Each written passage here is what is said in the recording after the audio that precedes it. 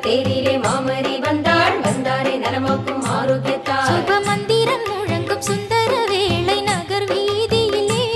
தன் திருமகனின் செந்நிறம் கொண்டு துன்புறுவோர்க்கு அன்புருவாக சிங்கார தேரிலே மாமரி வந்தாள் வந்தாரை நலமாக்கும் ஆரோக்கியத்தாய் வந்தாரை நலமாக்கும்